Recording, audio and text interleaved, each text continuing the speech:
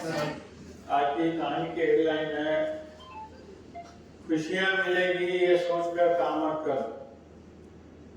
खुश होकर काम करोगे तो खुशियां चलकर आपके पास आएंगी।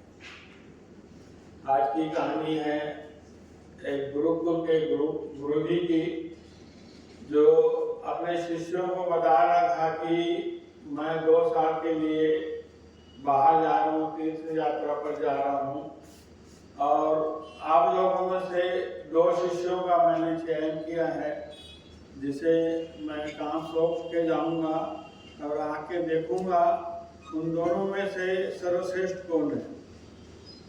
तो दोनों में से पहले एक को बुलाया, उसको कुछ गेहूं के दाने दिए।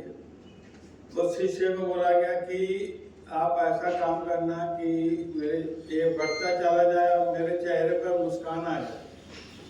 ठीक है। दूसरे को बुलाया गया, उसको वैसे बोला गया आप ऐसा काम करना कि ये बढ़ता चला जाए और मेरे चेहरे पे मुस्कान आ जाए। और गुरुजी 2 साल के लिए चले गए तीर्थ यात्रा पर।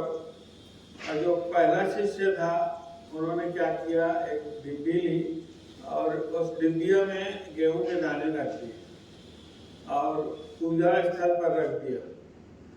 डेली उसकी पूजा करता, भोग लगाता, जैसे गुरु को भोग लगाता था वैसे भोग लगाता, पूजा करता, अगरबत्ती जलाता।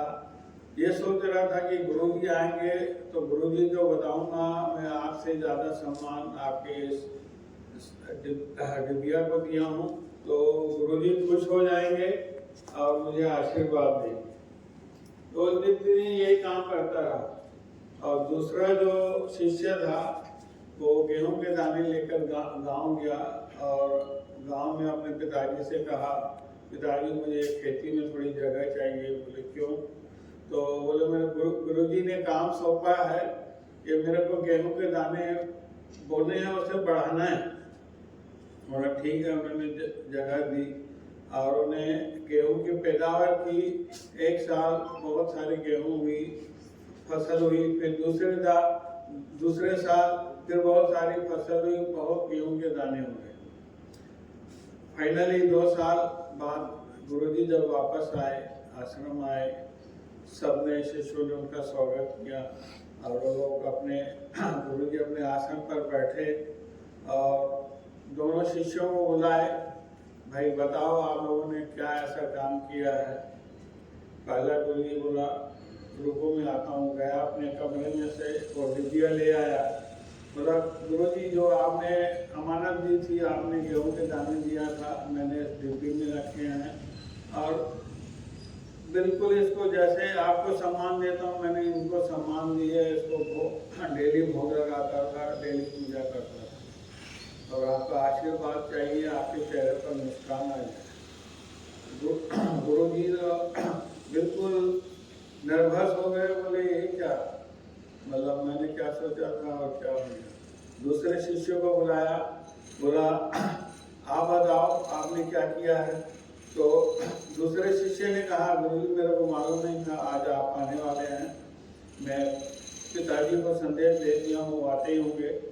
और जैसे ही वो उनके पिताजी आए तो गेहूं के बोरियों से गाड़ियाँ लदी हुई और देख के गुरुजी बहुत खुश हुए और उसके चेहरे पर मुस्कान आ गई।